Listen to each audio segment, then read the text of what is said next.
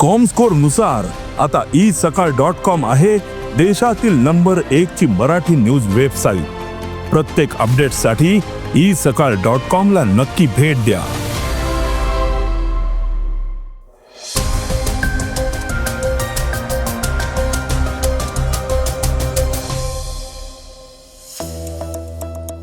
Helmet seatbelt अंमलबजावणीसाठी radar आणि एआयचा वापर होतोय। आता KYC आणि हप्त्यांच्या समस्या घर बसल्या सोडवता येतील। कॅनडाने अमेरिकेचे अध्यक्ष ट्रम्प यांना गंभीर इशारा दिला। दिल्ली न्यायालयाने नोटीस बजावल्याने कुणाल कामरा अडचणीत आलाय। या निवृत्त कर्मचाऱ्यांसाठी पेन्शनमध्ये 10% वाढ मिळणार आहे। आता पाकिस्तानला खुमखुमी आलीये। ऑस्कर नामांकन हुकलं तरी होम बाउंडचा अभिमान कायम आहे। या बातम्या आपण आजच्या पॉडकास्टमध्ये ऐकणार आहोत। नमस्कार, मी अनिरुद्ध गद्रे।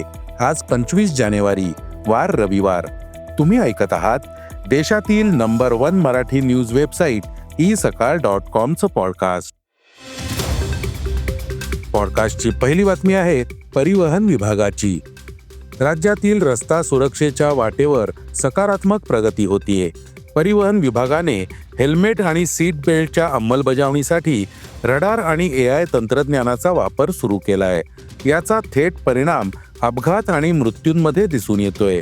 2024च्या तुलनेत 2025 मध्ये राज्यात अपघातांची संख्या 1% घटली आहे।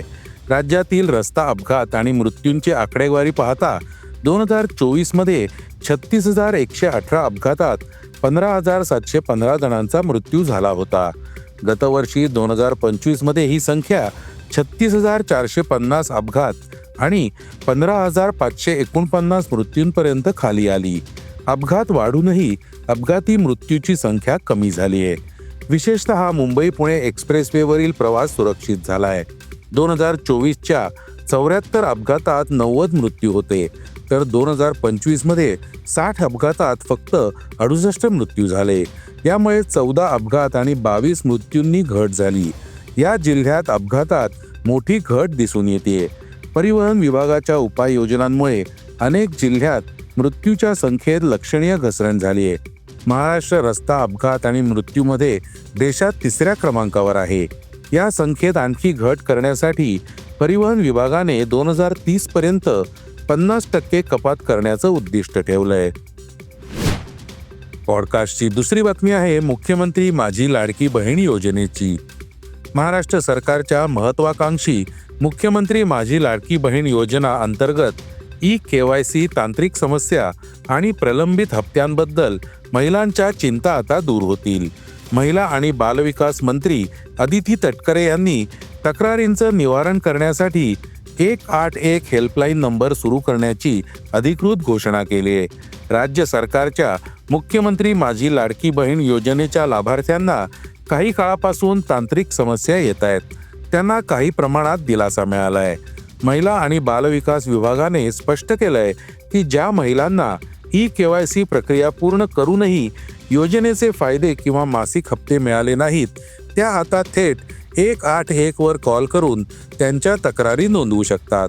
लाभार्थ्यांच्या तक्रारी गांभीर्याने घेतल्यानंतर ही समर्पित हेल्पलाईन सुरू करण्यात आल्याची माहिती मंत्री अदिती तटकरे यांनी X या सोशल मीडिया प्लॅटफॉर्मद्वारे दिली।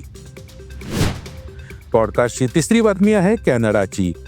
अमेरिकेचे राष्ट्राध्यक्ष ट्रम्प कॅनडाच्या चीनशी असलेल्या जवळीकतेबद्दल खूप चिंतेत आहेत।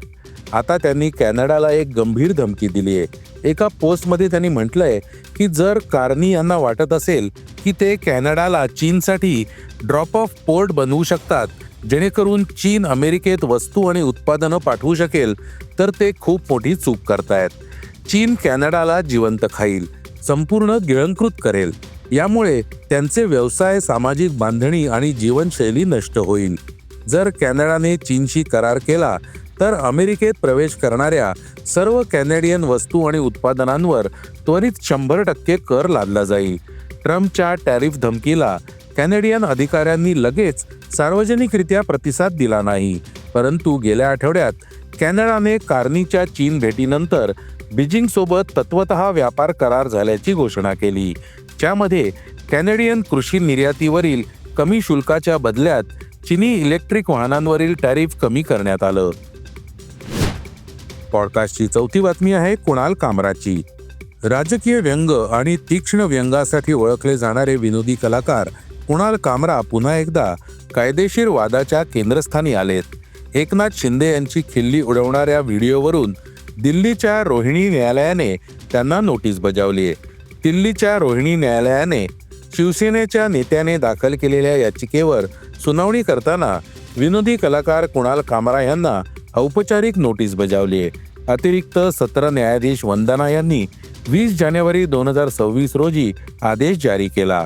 कामरा यांना पुढील 7 दिवसात त्यांची बाजू मांडण्यास किंवा उत्तर दाखल करण्यास सांगितलं.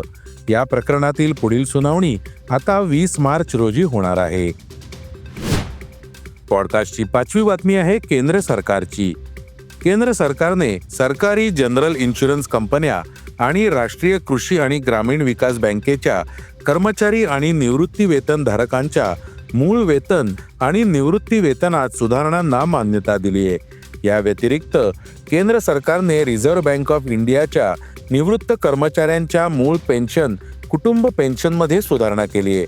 या निर्णयामुळे कर्मचारी, निवृत्ती वेतनधारक आणि कुटुंब निवृत्ती वेतनधारकांचे पगार वाढतील.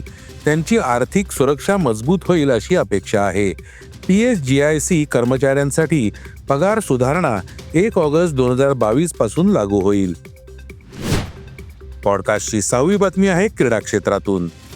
T20 विश्वकरंडक क्रिकेट स्पर्धेत बांगलादेशच्या सहभागाचा प्रश्न ICCने निकाली काढल्यानंतर आता त्यांचे समर्थन करणाऱ्या पाकिस्तान क्रिकेट मंडळाला खुमखुमी आली आहे. भारत श्रीलंकेत होणाऱ्या या स्पर्धेत खेळायचं की नाही याचा अंतिम निर्णय सरकारच घेईल अशी पोकळ धमकी पाक मंडळाचे अध्यक्ष मोहसिन नक्वी यांनी दिली आहे. नक्वी हे पाक मंडळाच्या अध्यक्षपदासह पाकिस्तानचे गृहमंत्रीही आहेत. आम्ही स्पर्धेतील सहभागाबाबतचा प्रश्न पाकिस्तानचे पंतप्रधान शहबाज शरीफ यांच्यासमोर ठेवणार आहोत. सध्या ते देशाबाहेर असून देशात परतल्यावर या प्रश्नावर चर्चा होईल असं नक्वी यांनी पत्रकार परिषदेत सांगितलं. पॉडकास्टची शेवटची बातमी आहे होमबाउंड चित्रपटाची.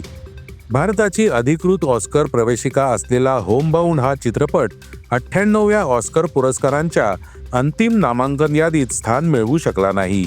सुरुवातीपासूनच चित्रपटाबाबत सकारात्मक चर्चा आणि समीक्षकांकडून प्रशंसा मिळत असतानाही नुकत्याच जाहीर झालेल्या नामांकनांमध्ये होमबाउंडचं नाव दिसलं नाही. या निकालानंतर चित्रपटातील प्रमुख अभिनेता विशाल जेठवाने समाज माध्यमावर आपली प्रतिक्रिया व्यक्त केली. आपल्या पोस्टमध्ये विशालने लिहिलं, नामांकन न मिळाल्याने अपेक्षांना धक्का बसला असला तरी प्रयत्न करणं हेच खऱ्या अर्थाने महत्त्वाचं आहे. होमबाउंड ऑस्करच्या अंतिम 15 चित्रपटापर्यंत पोहोचला ही बाब माझ्यासाठी मोठी आहे.